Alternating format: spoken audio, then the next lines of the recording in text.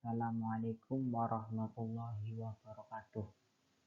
Perkenalkan, nama saya Rahmat Iwa Zulkarnain dari kelas 2 PIF,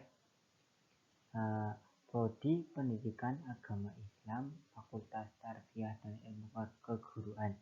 NIM saya adalah 2241104022276. Di sini saya akan menjelaskan atau mempresentasikan materi tentang filsafat mulasada dan aljabir, konsep dan penerapan dalam filsafat ilmu. Baik, yang pertama adalah konsep filsafat mulasada. Yang pertama ada konsep epistemologi. Mulasada membagi filsafat kepada dua pembagian utama. Yang pertama adalah bersifat teoritis dan mengacu kepada pengetahuan tentang segala sesuatu sebagaimana adanya. Perwujudannya tercermin dalam dunia, termasuk jiwa di dalamnya sebagaimana dikemukakan oleh Al-Farabi dan Ibnu Sina. Kedua bersifat praktis yang mengacu pada pencapaian kesempurnaan yang cocok bagi jiwa. Kemudian yang kedua adalah konsep aksiologi dalam filsafat mulasada. Konsep ini mulasada lebih menekankan pesan agama atau wahyu tentang nilai-nilai ketauhidan sebagai awal dan akhir tujuan gerak manusia. Kemudian yang ketiga adalah konsep ontologi filsafat mulasada. Dalam filsafat Islam ada perbedaan antara wujud dan mahiyah. Mulasada berpandangan bahwa asal al-wujud dalam artian wujud yang fundamental secara ontologi, sedangkan mahiyah adalah sekunder serta merupakan hasil konseptualisasi dan abstraktasi pikiran semata. Itu konsep filsafat mulasada. Baik, kita lalu akan membahas tentang konsep ontologi, epistemologi, dan aksiologi dalam filsafat aljabir. Konsep aksiologi dalam filsafat aljabir. Aksiologi adalah salah satu cabang dalam filsafat yang membahas tentang nilai sebagai imperatif dalam penerapan ilmu pengetahuan. Jika dikaitkan dengan filsafat aljabir, baik Bayani, Irfani maupun Burhani, arah yang dilakukan oleh aljabir adalah melakukan kritik epistemologi kepada bangunan tradisi Arab Islam yang sudah mengakar. Dia mengkaji kembali sejarah budaya Arab Islam dan menganalisis nalar Arab. Hal tersebut tidak lain karena peradaban Arab adalah tempat berkembangnya Islam sekaligus lahirnya Islam, sehingga Al-Jabir menganalisis latar belakang sosial politik dalam proses perumusan dan terbentuknya nalar Arab Islam. Kemudian ada konsep ontologis dalam filsafat Al-Jabir.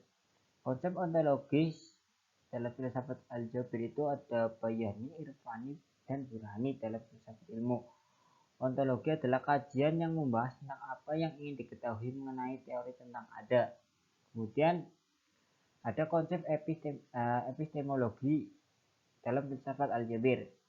Epistemologi merupakan cabang dari filsafat yang mengkaji teori-teori ilmu pengetahuan dari aspek pengetahuan. Ada dua cara untuk memperoleh epistemologi, yakni pengetahuan yang didapatkan begitu saja, tidak ada niat, kemajuan serta usaha, dan pengetahuan yang didapat karena adanya keingintahuan.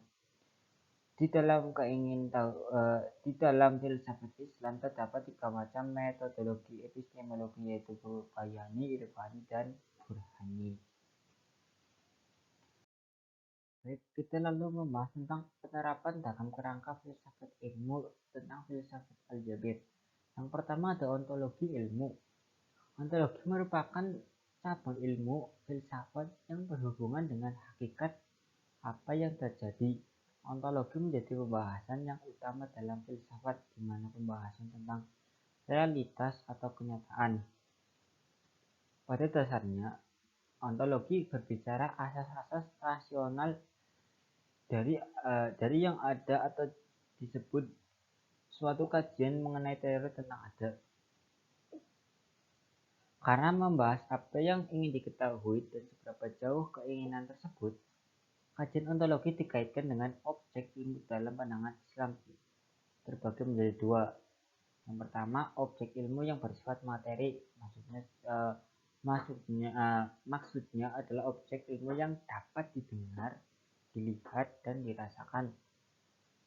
Contoh seperti ilmu sains, ilmu sosial, politik, budaya, psikologi, dan lain sebagainya. Kemudian yang kedua adalah objek ilmu yang bersifat non-materi. Kemudian ada penerapan dalam epistemologi ilmu. Syarat, batas, fasilitas, dan hakikat pengetahuan yang memberikan kepercayaan dan jaminan dari kebenarannya. Epistemologi dasarnya berbicara tentang dasar, sumber, karakteristik, kebenaran, dan cara mendapatkan sesuatu pengetahuan. Aspek terpenting yang dibahas dalam epistemologi yaitu sumber pengetahuan dan metode pengetahuan. Kedua hal itu dibicarakan dalam epistemologi, dan ada juga kuantitas pengetahuan yang dibahas di epistemologi. Kemudian ada penerapan dalam aksiologi ilmu. Pada intinya, kajian aksiologi itu membahas tentang layak atau tidaknya sebuah ilmu pengetahuan, pantas atau tidaknya ilmu pengetahuan itu dikembangkan.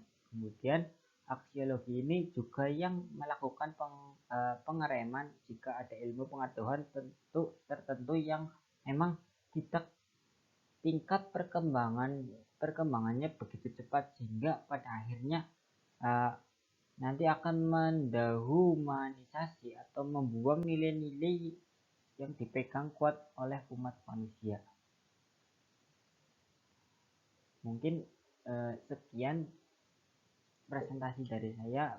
Bila ada salah tutur kata ataupun apapun, saya memohon maaf sebesar-besarnya. Billahi taufiq wal hidayah. Wassalamualaikum warahmatullahi wabarakatuh.